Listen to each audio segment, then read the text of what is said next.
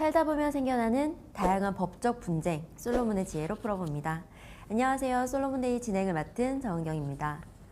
국내 반려동물 양육 인구가 1,500만 명을 넘었습니다. 인구가 많아질수록 그 이면의 그림자 또한 짙어지고 있는데요. 모든 반려동물이 사람과 공존하며 행복하게 살면 좋겠지만 사회 속 여러 법적 분쟁에 휘말리며 이제 집사만큼 변호사도 필요한 시대가 됐습니다. 오늘은 반려동물을 둘러싼 사고와 분쟁, 그리고 법적 대응법 등을 꼼꼼히 짚어보도록 하겠습니다. 정은영 변호사님 어서 오세요. 안녕하세요. 혹시 변호사님도 반려동물 키우시나요? 저는 옛날에는 강아지를 키웠는데요. 지금은 현재는 키우고 있지 않습니다. 저도 사실 한 번도 반려동물을 키워본 적이 없는데 요즘에는 150만 명, 1,500만 명이죠. 그러면 저희 국민 중에 4명 중 1명이 반려동물을 키우신다는 얘기인데 제 주변에도 반려동물을 키우는 분들이 굉장히 많거든요. 근데 우리나라에서는 동물이 사람이 아니라 물건으로 규정된다고 들었어요. 맞나요?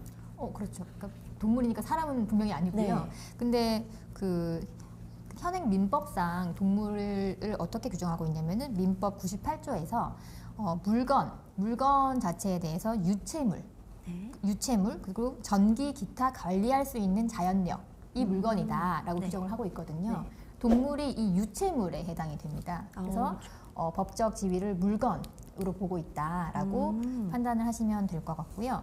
그리고 형법상으로도 이제 동물을 만약에 이렇게 다치게 할 경우에는 네. 상해죄가 아니라 재물을 손괴했다라는 그런 법률적으로 평가를 하고 있거든요. 그래서 재물 범위에 속하고 있습니다. 그런데 반려동물을 키우시는 분들은 뭐 물건이 아니라 내 가족의 일원으로 생각하는 분들이 대부분이거든요. 그렇다 보니까 법도 변화된 사회적 분위기를 반영해야 한다는 목소리가 커지고 있다고 합니다. 국회에서도 반려동물의 법적 지위를 다룬 법안이 발의되고 있다고 하는데 맞나요? 네. 최근에 이렇게 정말 이제 반려인들이 1,500만 명이면 엄청 많잖아요. 반려동물을 키우는 그 가족들 같은 경우에는 반려동물이 정말로 이제 가족이거든요. 물건이 아니거든요. 그쵸. 그렇기 때문에 반려동물에 대한 어떤 이제 위해를 가하거나 그런 것들이 있었을 때 처벌이 너무 수위가 물건으로 평가받다 보니까 너무 낮은 거예요. 예를 들어서 뭐 다른 사람의 뭐 휴대폰이나 네. 아니면은 뭐 물건을 이렇게 손괴하는 거 하고 이렇게 뭐 찢거나 이렇게 하는 경우 손해를 발생시키는 경우하고 살아있는 강아지, 고양이를 해야해서 손해가 발생한 경우를 같이 취급을 해버리니까 법적으로는 네. 그게 좀 이렇게 사람들의 인식이랑 좀 맞지가 않죠. 그러다 보니까 최근에 이제 국회에서 동물의 법적 지위를 조금 강화하자라는 그런 움직임이 그런 법안이 발의가 되었고요. 이 법안의 구체적인 내용을 보면은 이제 동물이 물건이 아니다라는 것을 명확하게 규정을 하고 또 타인의 반려동물을 다치게 한 경우에는 치료 비용이 보통 이제 치료비 같은 경우에는 저희가 보통 동물을 키우게 되면은 동물을 이제 사는 경우도 많잖아요. 네네네. 사는 경우만 보상을 해주는 경우도 많거든요. 근데 그보다 더 이제 높은 금액의 네. 보상을 하도록 하는 그런 합리적인 범위 내에서 배상을 의무화하는 그런 규정을 담고 있고요. 또 민사집행법에서도 이런 반려동물에 대해서 반려동물이 물건으로 평가를 받으니까 만약 어떤 사람이 돈을 갚지 않았을 때 채권자가 그 채무자의 반려동물을 압류를 할 수 있었던 거예요. 물건이니까. 근데 그렇게 하지 말자. 네. 압류를 금지하는 그런 규정을 또 이제 두고 마련을 해서 동물의 법적 지위를 좀 강화하는 그런 법안이 발의가 되어 있는 상태입니다. 근데 우리 동물도 사실 생명체잖아요. 그래서 이렇게 물건처럼 누가 주고받고 이게 사실 말이 안 된다라는 생각이 들긴 하는데 이렇게 법이 개정되어서 반려동물의 지위가 향상된다면 어떤 변화를 예상할 수 있을까요? 그러니까 말 그대로 동물이 물건보다 더 높은 평가를 받게 되니까 손해배상의 범위를 산정할 때도 물건의 평가보다 더 많은 금액 배상 범위가 확정이 될 수가 있을 것 같고요. 또 이제 결국 이제 동물의 법적 지위를 재정립한다는 것은 동물에 대한 보호 그리고 존중 그런 것들을 이제 강화하는 그런 뭐 첫걸음이 되는 그런 계기가 되는 것 같아요. 근데 이렇게 반려동물을 키우는 분들이 많아지다 보니까 관련된 소송도 많이 늘고 있다고 합니다. 실제로 반려동물 관련 사건 맡아보신 적이 있나요? 저는 그 소송을 맡아본 적은 없고요. 네. 자문권을 한번 맡았었는데 어떤 거냐면 그 강아지가 요즘은 이제 주택에서 키우면 상관없겠지만 아파트 같은 네. 데서 키우게 되잖아요. 그러면 아파트 층 견소음이라고 하거든요. 아, 그 네. 윗집에서 막 강아지 짖는 소리가 네네. 아랫집에서 너무 시끄러우니까 아랫집에서 윗집에 강아지 짖는 소리를 좀 줄여라, 조심해라 라고 갔다가 그 강아지 그 주인과 그 아랫집 사이에 이제 분쟁이 발생을 해가지고 항의를 했던 사람한테 막 폭행을 하고 뭐 그런 경우가 있었어요. 그래서 그때 이제 좀 어떻게 하면 적절하게 해결할 수 있는지에 대해서 자문을 한 경우가 있는데요. 네. 결국 이게 요즘은 뭐 에티켓을 패티켓이라고 하는데 네, 네. 그런 패티켓을 지키지 않아서 발생하는 그런 문제들이 사실 많이 일어나고 있습니다. 근데 사실 층간소음이라고 하시니까 저도 궁금한 게 아이들이 뛰어다니거나 뭐 소리를 크게 내서 층간소음 때문에 가끔 좀 주의를 시켜주세요 하시는 분들 계시잖아요. 그러면 아이는 말을 할 수 있으니까 말이 통하니까 좀 조심해 뛰지 마 할 수 있지만 강아지한테는 이걸 어떻게 할 수 있나요, 견주가? 그래 근데 뭐 그 부분에 대해서는 견주께서 노력을 하셔야죠. 어떤 식으로든 방법이야 여러 가지가 네. 있겠지만 좀 그 뭐 짖는 소리를 줄인다든지 뭐 그런 것들을 최대한 뭐 노력을 하실 의무가 있죠. 견주에게 견주께서도 아파트에서 생활을 하신다면 하시니까요. 강아지를 네. 조금 훈련시켜야 그렇죠, 하는 그렇죠. 의무는 좀 네, 있는 거네요. 네. 그러면 저는 사실 반려동물을 키워본 적이 없어서 어떤 사건이 있는지도 잘 가늠이 안 되거든요. 그런데 반려동물과 관련된 사건들이 참 다양할 것 같아요. 대표적으로 어떤 유형들이 있나요? 일단은 뭐 기본적으로는 이제 동물이니까 동물에 대한 학대, 학대 때문에 일어나는 그런 그 문제가 있습니다. 네. 동물보호법상에 상해를 입히거나 아니면 죽음에 이르게 하는 그런 사안이 있고요. 또 이제 그러니까 강아지나 뭐 고양이나 아무튼 보통은 강아지겠죠. 개 물는 사고가 있잖아요. 네, 네, 그런 네. 사고 때문에 그 손해배상 청구를 하는 그런 경우도 있고요. 그리고 이건 좀 뭐 그런 경우도 많아요. 이게 분양샵에서 보통 강아지를 데리고 오면은 예를 들어서 그 아주 작은 강아지입니다. 뭐 네. 컵 강아지. 네, 한때 아주 유행했던 귀여운 애 강아지입니다라고 해서 분양을 받았더니 알고 보니까 엄청 크는 경우 있잖아요. 그래서 분양 좀 이제 사기에 해당되는 그런 경우, 또 분양 계약에 대한 그런 분쟁이 발생을 할 수가 있고요. 또 반려동물이니까 치료를 받게 되면 동물병원에서 치료를 받잖아요. 네. 근데 동물병원에서 치료받다가 우리 우려 소송하는 것처럼 동물병원 치료받다가 뭐 좀 문제가 생긴 경우에 그런 그 수의사 하고 이렇게 관련되는 의료 소송 같은 경우도 있습니다. 뭐 그 밖에도 이제 반려동물을 많이 키우는 가정이 또 이혼을 하게 되면 그 반려동물을 양육권 어떻게 할 것이냐 또는 양육비 어떻게 할 것이냐 네. 면접 교섭 네, 실제로 다 그렇게 진행이 되고 있거든요. 그런 경우도 요즘 많이 이슈가 되고 있습니다. 안 그래도 말씀해주신 사연을 제가 어제 TV를 보다가 우연히 보게 되었는데 우리가 조금 저도 궁금해지더라고요. 이게 어떻게 되는 건지. 그래서 변호사님 만나면 여쭤봐야겠다라고 생각을 했는데 말씀해주신 것처럼 부부나 연인 간의 반려동물 소유권 분쟁이 많이 늘었어요. 정확하게 어떻게 판결이 되나요? 이렇게 되면? 이게 뭐 딱히 법적인 기준이 마련이 되어 있는 것은 아닌데요. 일단은 반려동물을 같이 키우다가 연인도 그렇고요. 꼭 부부가 아니더라도 연인이 같이 키우다가 헤어지게 되는 경우, 네. 또 부부가 함께 키우다가 이혼을 해서 이제 헤어지게 되는 경우에 반려동물을 누가 키울 것이냐, 양육자를 누가 그 주된 양육자가 될 것이냐, 그다음에 양육비를 어떻게 부담을 할 것이냐, 네. 그런 부분들에 대해서 굉장히 상담도 늘고 있거든요, 실제로. 네, 네. 실제로 상담이 늘고 있는데 이게 그 법원에서는 지금은 그 이혼을 했을 때 네. 실제 자녀 같은 경우에는 양육권이라는 개념을 쓰거든요. 네. 근데 아직 그 아까 민법에서도 반려동물을 물건으로 규정을 하고 있기 때문에 이 민법상으로는 소유권으로 봐야 돼요. 양육권이 아니라 네, 소유권. 네. 그럼 소유권을 누가 갖느냐에 대해서 서로 다툼이 있으면 뭐 그 소유권이 나한테 있다. 반려동물을 내가 사왔다, 네. 데려왔다라는 네. 증명을 하는 쪽한테 아. 소유권이 넘어가는 경우도 있고요. 네. 또 얼마나 열심히 양육에 기여를 했는지 또 평가를 해서 예 그렇게 또 누가 이 반려동물의 소유권을 가져갈 것인지에 대한 판단을 또 하기도 하고요. 또 이제 반려동물을 떠나서 이혼할 땐 재산 분할을 하거든요. 네네. 재산 분할인데 반려동물도 물건이면은 재산을 분할 대상이 또 되는 거예요. 그래서 그렇게 또 누가 어떻게 만약에 결혼을 하기 전부터 반려동물을 키웠다. 네. 그러면 결혼을 해서 같이 키웠다고 하더라도 네. 결혼 전의 재산은 특유 재산이라고 분류를 하거든요. 그래서 그 우리 그 재산 분할의 범위에 네. 포함이 안 된다든지 뭐 그런 예, 식의 분쟁이 또 있을 수 있을 것 같습니다.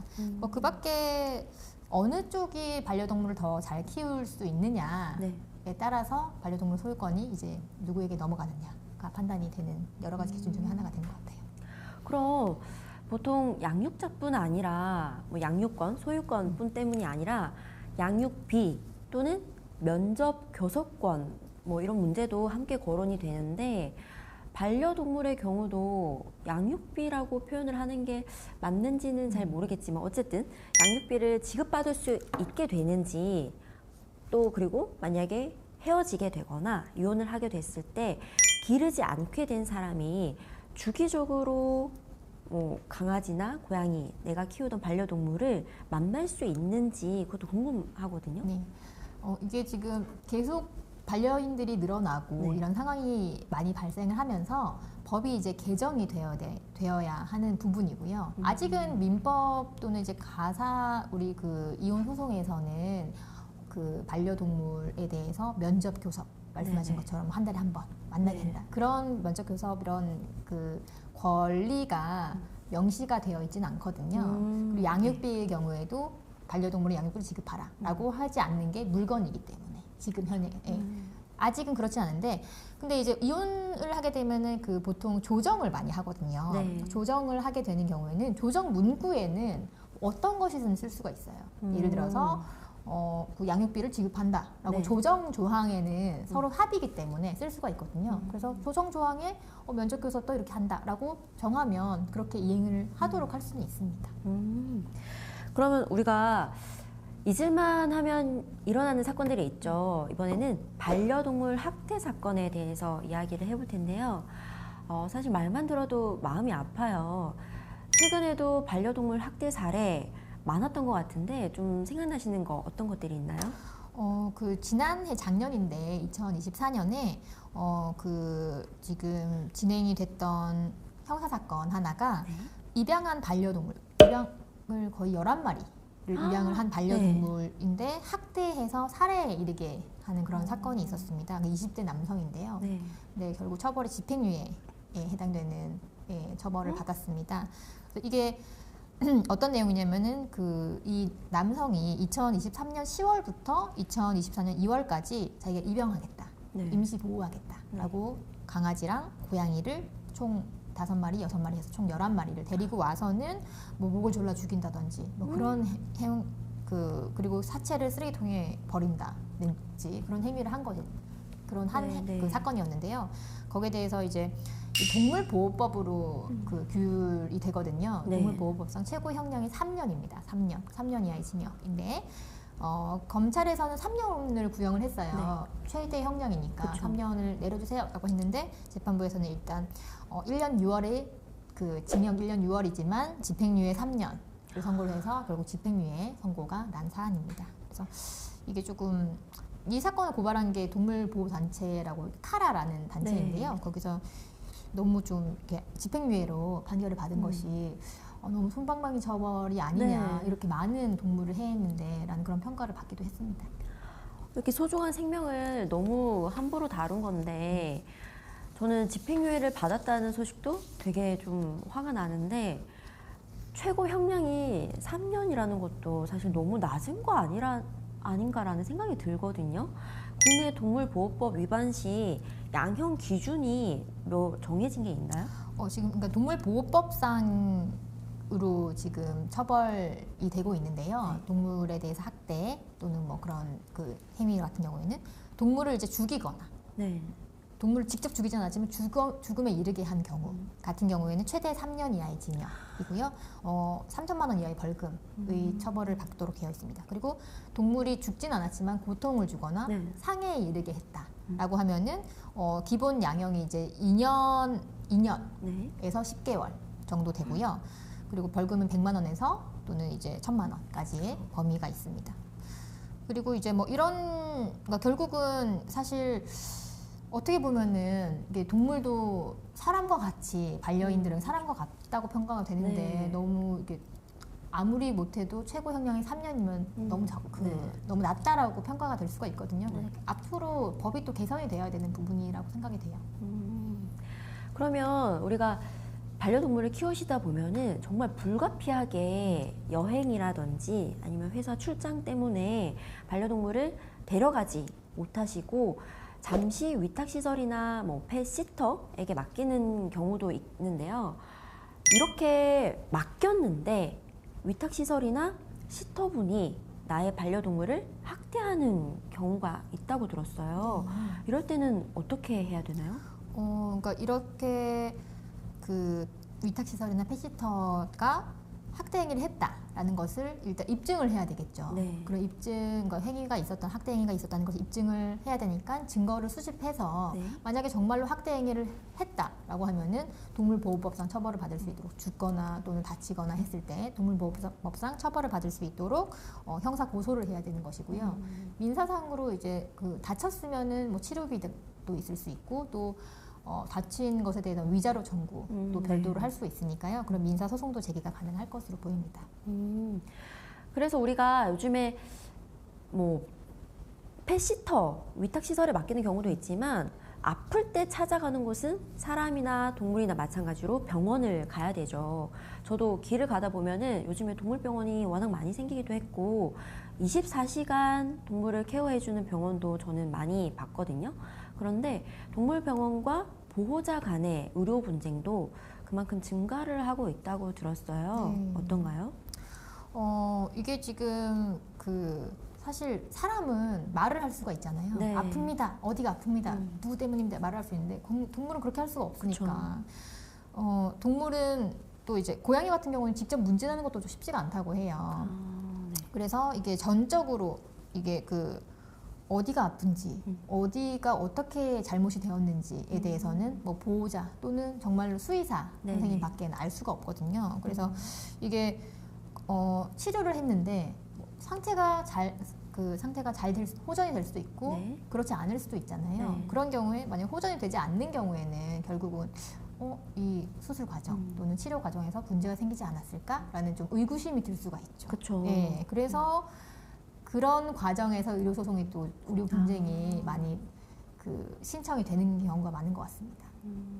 그런데 만약에 정말 동물병원에서 실수가 있었거나 뭐 사고 등이 발생해도 보상이 적절하게 이루어지는 경우가 많지 않다고 들었거든요. 왜 그런가요? 이게 지금 청구를 하는 쪽, 손해배상을 청구를 하는 쪽과 네. 또 상대방의 입장도 있고요. 실제로 이 민법상 결국 물건으로 평가를 받다 보니까 네. 뭐 휴대폰이나 아니면 가방이나 이런 것들이 부서지는 경우랑 네. 크게 다르지 않게 만약에 가방이 있는데 아무리 좋은 가방이라도 부서졌다라고 네. 하면 그 가방을 새로 사는 정도의 보상이 최대 보상이잖아요. 네네. 그렇게 평가를 받는 경우가 많죠. 그래서 강아지를 새로 데려오는 비용으로 뭐 보상이 이루어진다든지. 근데 사실은 강아지를 새로 데리고 온다고 해서 그게 보상이 제대로 이루어질 리가 그쵸, 없잖아요. 아니죠. 그건 말이 안 되니까. 그래서 이게 지금 결국은 법률상 지위가 물건으로 평가가 되다 보니까 적절한 보상이 이루어지지 않는다라고 판단을 할 수밖에 없습니다. 지금은. 그래서 법안 개정이 빨리 이루어지는 게 가장 중요할 것 같은데요. 만약에 이런 동물 의료 분쟁이 발생했다. 그러면 어떻게 대처하는 게 제일 좋을까요? 예. 보통 이제 보호자가 수의사나 아니면은 뭐 동물병원과의 갈등이 해소가 되지 않으면은 네. 소비자 보호원이라는 그 기관에다가 조정 신청을 할 수가 있어요. 이 분쟁이 발생했는데 네. 적절하게 뭐 보상을 원합니다. 네네. 라는 신청을 할 수가 있고요. 또 별도로 이제 민사소송 또는 뭐 형사 고소 절차들을 또 진행을 할 수가 있습니다. 한국소비자원에 지금 그 확인된 의료 과실이나 뭐 진료비 과다 청구 관련된 민원이 매년 지금 늘고 있다고 하는데 보통 한 300건 가까이 된다고 합니다. 그래서 이게 결국은 의료 소송이랑 마찬가지로 진료를 한 그 동물에 대해서 의료 기록지 등을 토대로 결국 평가를 하게 되거든요. 그래서 그런 내용 가지고 분쟁에 대해서 이제 평가가 되는 거니까 그런 그 자료들을 잘 수집해 놓는 것이 중요하겠죠. 그럼 반대로 반려동물에 의한 피해도 자주 발생을 하고 있거든요. 저는 생각나는 게 아마도 대표적으로 개물림 사고가 아닐까 싶은데 얼마나 자주 발생을 하나요? 이게 저희가 확인해 보니까요. 네. 이 개 물림 사고가 연간 2,000건 이상이 발생을 하고 있다고 해요. 그래서 소방청에서 그 확인해 보니까 국내 이제 개 물림 사고 건수가 뭐 2017년에는 2,400건 가량, 그리고 뭐 2019년에도 2,100건 가량, 2022년에도 뭐 2,216건 등으로 2,000건 이상의 개물림 사고가 매년 발생을 하고 있을 정도로 굉장히 이제 많은 사고가 발생을 하고 있는 상황인 것 같습니다. 근데 저도 가끔 길을 가다 보면 산책을 하시는 걸 많이 보는데 요즘에 대형견도 많이 키우시잖아요. 근데 제 기억에 물론 보호자의 입장에서는 우리 강아지는 순해요, 물지 않아요 라고 생각을 하시겠지만 입마개를 하지 않은 강아지를 많이 보거든요. 거의 대부분이었던 것 같아요. 저는 입마개를 한 경우를 보는 게 손에 꼽을 정도로 드물었는데 만약에 이렇게 개물림 사고가 발생하면 1차적으로는 견주, 그러니까 보호자의 책임이 가장 크다고 보면 되는 걸까요? 그렇죠. 이게 입마개를 꼭 해야 되는 또 그 견종이 또 따로 있어요. 무조건 다 그런 건 아닌데 결국 이제 만약에 본인의 강아지는 순해요 하지만 본인의 뭐 고양이는 괜찮아요 하지만 다른 사람에게는 그렇지 않을 수 있거든요. 그래서 견주가 사실 본인의 반려견이 타인을 물 수 있는 위험이 있는지 또는 다치게 할 수 있는 위험이 있는지를 가장 잘 아는 사람이기 때문에 거기에 대해서 관리, 감독 의무, 또 사고 발생을 미리 방지할 의무, 미연에 방지할 의무, 이런 것, 안전 조치, 그다음에 관리, 감독을 제대로 할 의무가 있는데 그런 관리 감독을 소홀히 하면은 그 책임은 다 견주에게 있는 것입니다. 근데 물론 관리를 소홀히 하는 경우도 있겠지만 개가 갑자기 뭐 무는 경우는 없을 수도 있잖아요. 근데 만약에 이렇게 개물림 사고가 발생을 했을 때 책임 소재를 따지게 된다면 어떤 처벌 기준이 있나요? 이게 그 지금 현행법상으로 그 확인을 하면은 안전 조치를 해야 되는데도 안에서 사람을 다치게 한 견주의 경우에는 2년 이하의 징역, 2천만 원 이하의 벌금형에 처해질 수가 있고요. 또 안전 조치를 안 해서 사람을 죽게 하는 경우에는 3년 이하의 징역에 처벌이 가능하다라고 규정이 되어 있습니다만 이게 사실 이제 실제로 판결이 이루어지는 경우 보면은 거의 뭐 벌금형에 그치는 경우가 대부분인 것 같습니다. 심한 상해를 입어도요? 네, 뭐 이게 초범이기도 하고 뭐 그런 정도를 고려했을 때 그렇게 이제 높은 수위의 처벌이 이루어진 경우는 잘은 없는 것 같다는 생각이 들었어요.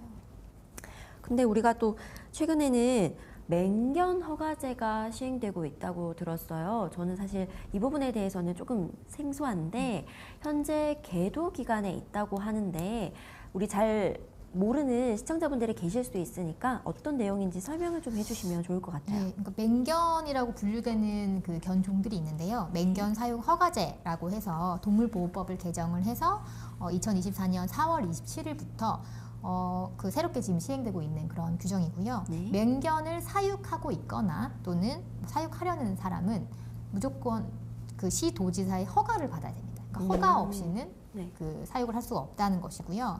그래서 만약에 이제 법이 이제 2024년 4월 경에 시행이 됐는데 그 당시에 그 사육을 하고 있다면은 6개월 이내에 사육 허가를 받도록 하는 그런 이제 규정을 두고 있습니다. 그러면 마지막으로 하나 더 질문이 있는데요. 그 반려견들을 산책시키다 보면은 요즘에는 다 배변 봉투를 잘 챙겨 다니세요. 하지만 어떤 분들은 또 그런 걸 깜빡하시는 경우가 있을 수도 있고 나오시고 안 챙겨 나오시는 분들도 있는데 예전에 비하면 거리가 훨씬 깨끗해지긴 했지만 간혹 가다가 배변이 보이는 경우도 아직 있긴 하더라고요. 근데 만약에 내가 키우는 강아지가 배변을 했는데 그걸 처리를 하지 않고 그 자리를 떠날 경우 그 견주들에게는 어떤 법적 책임이나 물 수 있나요? 그런 거기에 대해서 법정 책임 묻는 경우는 제가 본 적은 없는데 네. 결국 그거는 이제 우리가 법으로서 그 모든 사람의 행위를 규율할 수는 없거든요. 법은 최소한의 그 도덕이기 때문에요. 네. 그래서 그건 상식적인 면에서 당연히 본인 견주께서 그런 행위를 하시면 안 되겠죠. 네, 그런 것들을 법이 아직 규율하고 있지 않더라도 네. 그 범위 내에서 그 견주께서 책임을 지셔야 되고 만약에 그런 경우가 계속 노출이 된다면은 뭐 지자체라든지 아니면은 뭐 이웃 주민이 그런 부분 때문에 고통을 받는다라고 네. 하면은 뭐 거기에 대해서 이제 법적 제재, 뭐 손해배상 청구를 한다든지 위자료 청구를 한다든지 그런 게 뭐 가능할 수는 있을 것 같아요. 예. 근데 우선은 개인의 양심에 좀 맡겨야 되는 양심이 부분인 것 가장 같네요. 중요하니까요. 오늘은 변호사님과 반려동물 관련하여서 발생할 수 있는 여러 가지 사건과 그 대응법 등을 알아봤는데요. 이제 반려동물도 우리 사회의 구성원이라는 인식을 갖고 관련한 법적, 제도적인 정비를 해야 할 때가 된 것 같습니다. 솔로몬데이 다음 시간에 더 유용한 법 이야기로 찾아오겠습니다. 시청해주셔서 고맙습니다.